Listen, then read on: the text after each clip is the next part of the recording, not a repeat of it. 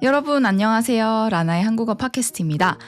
오늘은 발렌타인데이에 대해서 이야기를 해보려고 하는데요. 곧 2월 14일 발렌타인데이가 다가오고 있어요. 여러분의 나라에서는 발렌타인데이를 어떻게 보내고 계신가요? 애인들이 서로 선물을 주고받기도 하고 아니면 남자가 여자에게 꽃다발 같은 걸 선물하지 않나요? 하지만 한국의 2월 14일은 조금 달라요. 아니, 많이 다르다고 해야 할까요? 한국에서는 오직 이날 여성만이 남성에게 초콜릿을 선물하거든요. 그러면 남자들은 아무것도 안 하나? 라고 생각하실 수도 있죠. 오늘은 이 이야기를 해보려고 합니다. 왜 하필 여자만 줄까요? 사실 한국에는 발렌타인데이 말고 화이트데이라는 기념일이 또 있거든요. 3월 14일이에요. 2월 14일 딱 한 달 뒤죠. 그날 남자가 사탕으로 여자에게 보답을 하는 날이기도 하죠. 사실 이거는 70년대, 80년대 일본의 마케팅에서 시작이 되어서 한국으로 넘어왔어요. 덕분에 한국의 2월 14일은 여성들이 고백을 한다거나 초콜릿을 거르거나 아주 바쁜 날이기도 하죠. 여러분은 초콜릿 한 알이 10,000원이라면 믿으실 수 있으세요? 하긴 최근에 그 두바이 쫀득 쿠키 있었죠. 그 두바이 쫀득 쿠키가 하나에 17,000원까지 했던 걸 생각하면 사실상 뭐 초콜릿 한 알 10,000원 그래도 가능하지 않을까라고 생각은 하실 수도 있을 것 같습니다. 그래도 여전히 비싸지 않나요? 밥 한 끼 값이기도 하잖아요. 사실 요즘의 발렌타인 풍경은 두 갈래로 나뉘어요. 그래서 한국의 MZ세대 사이에서는 흔한 초콜릿 바구니보다는 초콜라티에가 만든 수제 명품 초콜릿이 대세이기도 하고요. 그래서 유명 수제 초콜릿 가게 앞에는 항상 영하의 추위에도 아침 일찍부터 줄을 서는 그런 풍경도 볼 수 있어요. 한정판 패키지를 구하기 위해서 1시간, 2시간 대기는 기본인 경우도 있고요.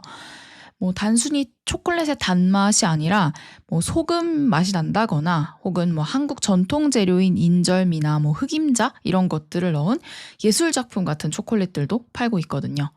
그래서 딱 봤을 때 이걸 아까워서 어떻게 먹어? 라고 생각이 들 정도로 그런 비주얼을 가지고 있는 초콜릿을 볼 수 있어요. 물론 다 그런 거를 산다는 건 아니지만요.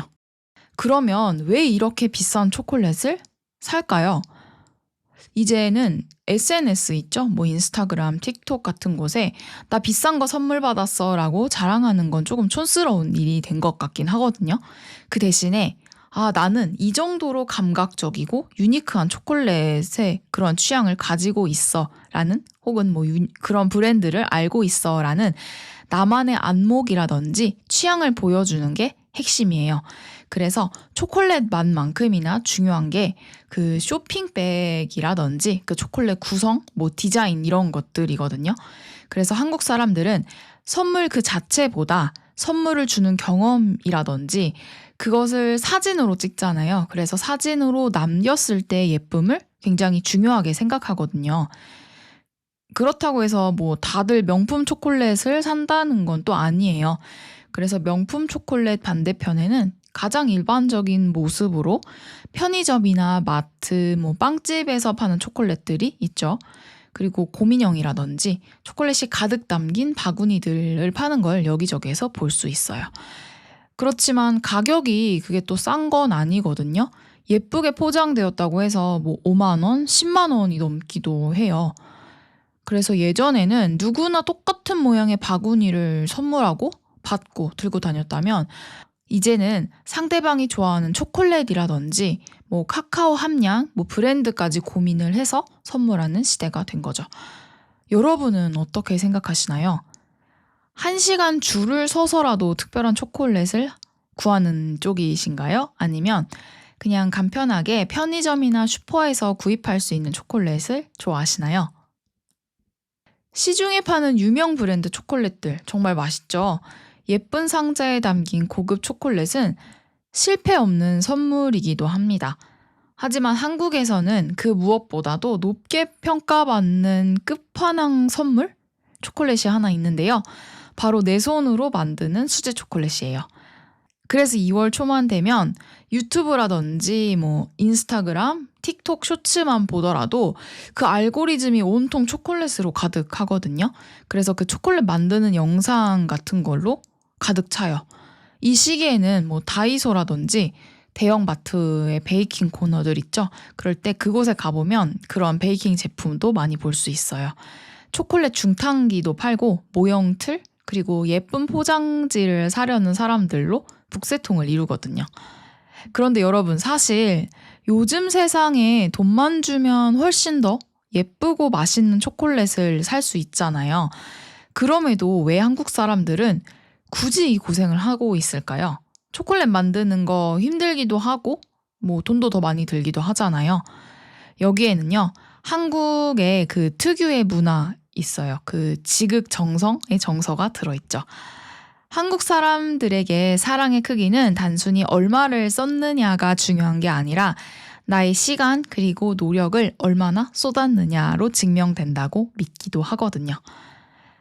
뜨거운 가스레인지 앞에서 초콜릿이 타지 않게 팔이 아프도록 초콜릿을 중탕하죠. 그리고 손을 덜덜덜 떨면서 장식을 올리고 수십 장의 종이 중에서 가장 예쁜 포장지를 골라서 리본을 묶는 그 모든 과정이 다 정성이잖아요. 그래서 이러한 수고스러운 과정 자체가 상대방에게 내가 당신을 이만큼 생각하고 있어요. 그리고 소중히 여깁니다. 라는 그러한 것들을 보여주는 강력한 고백이 되는 거죠. 수제 초콜릿의 또 다른 묘미 중에 하나는 바로 세상에서 단 하나뿐인 커스텀이 가능하다는 걸 거예요. 상대방의 얼굴을 닮은 캐릭터를 그려 넣는 사람들도 있고 뭔가 서로만이 아는 특별한 문구를 초콜릿 위에 직접 새겨 넣기도 하죠. 그래서 또 단 것을 많이 안 좋아하는 연인을 위해서 설탕 대신에 카카오 함량을 높이거나 몸에 좋은 견과류 같은 것을 넣는 식으로 오직 그 사람을 위한 초콜릿을 만들어요. 물론 현실 속의 제작 과정을 볼 것 같으면 그냥 영화처럼 마냥 로맨틱하지는 않아요. 초콜릿을 녹이다가 주방이 온통 초콜릿으로 범벅이 되는 경우도 있고요. 난장판이 되겠죠? 그리고 초콜릿이 예쁘게 굳지 않아서 약간 새로 만들고 하면서 밤을 꼬박 새우는 일들도 많고요. 하지만 발렌타인데이 당일에는 모양이 조금 삐뚤삐뚤 하더라도 그리고 조금 예쁘지 않고 서툴러 보이는 초콜릿이라고 할지라도 그런 초콜릿을 선물 받았을 때 상대방이 느끼는 감동은 아마도 수십만 원짜리 명품 초콜릿을 받는 것보다 훨씬 더 크지 않을까요? 그 상자 안에는 뭔가 나만을 위해서 고민을 했던 그러한 흔적들이 고스란히 녹아있기 때문일 것 같아요. 그런데 제가 아까 한국에서 발렌타인데이는 여자가 남자에게 초콜릿을 주는 날이라고 했잖아요. 그런데 가끔은 편의점이나 빵집에서 초콜릿을 사는 남성들도 볼 수 있거든요. 왜 그럴까요? 가장 큰 이유는 바로 가족입니다. 딸을 가진 아빠들 혹은 뭐 여동생이나 누나가 있는 남학생들은요. 이날 초콜릿을 사기도 해요. 그래서 오늘은 발렌타인데이인데 우리 가족도 초콜릿 먹어야지 라는 마음이겠죠. 그래서 항상 이제 여자가 주는 날이라고 엄격하게 지키기보다는 그냥 초콜릿을 나누는 기분 좋은 기념일이라고 생각하는 경우도 있어요. 저 같은 경우만 해도 어렸을 적부터 아버지가 항상 발렌타인데이에 초콜릿을 사오셨어요. 그리고 화이트데이 때에는 또 따로 어머니에게 꽃다발이라든지 뭐 사탕을 사오기도 하셨거든요. 그리고 이런 경우와는 조금 다르게 남학생들이 여자친구들 있잖아요. 반에 있는 학급 친구들이라든지 그냥 일반 여자친구들에게 의리 같은 경우로 일부러 주는 경우들도 있습니다. 가끔 정말 고백의 의미가 있는 경우도 있지만 그냥 재미삼아 주는 경우도 있기도 해요. 발렌타인데이는요. 공식적인 고백의 날이라는 상징성이 약간 강하거든요. 그래서 평소에는 좋아하는 마음을 숨기고 있다가 발렌타인데이라서 주는 거야 라면서 초콜릿을 딱 주는 거죠. 그래서 최근에는 뭐 나를 위한 선물이라고 해서 내가 먹고 싶은 비싼 초콜릿을 사서 혼자 먹는 사람들도 많아지기도 합니다. 2월 14일에 초콜릿도 못 받고 3월 14일에 사탕 구경도 하지 못한 솔로들. 그러면 이런 솔로들은 어떻게 할까요?